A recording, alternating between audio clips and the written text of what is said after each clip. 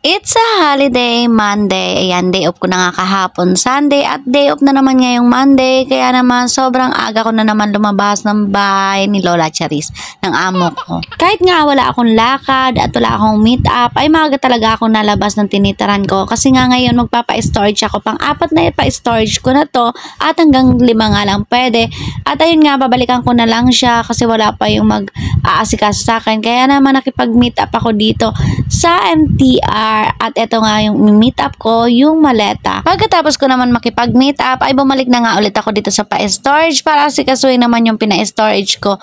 Bali nga, mag-4 na buwan na to dito sa pa-storage ko. Kailangan maipadala ko na siya sa Pinas kasi magpe-penalty ako pag hindi ko pa napadala. Pagkatapos ko naman magpa-storage, ay nakita kami ni Chin dito. At dito na nga lang namin maisipan na magtambay sa McDo. Kailangan gusto niya, hindi na nga kami order. Kaya lang syempre, nakakaya naman na hindi kami order. Tapos tambay kami dito sa McDo.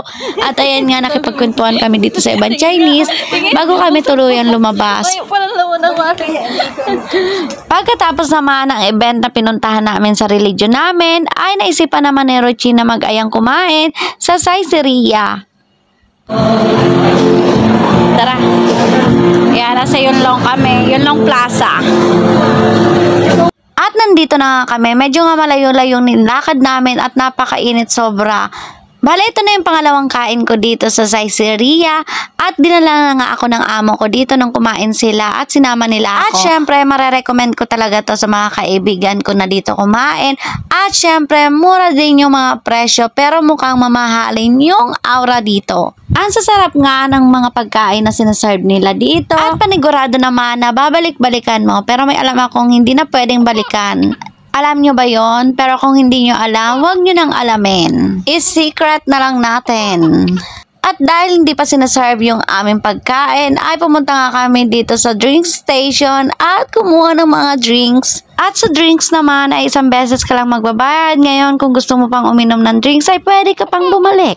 At kung masyado kang uhaw, ay bumalik ka ulit. Una-unahin mo ang juice nang hindi ka makakain ng sulit.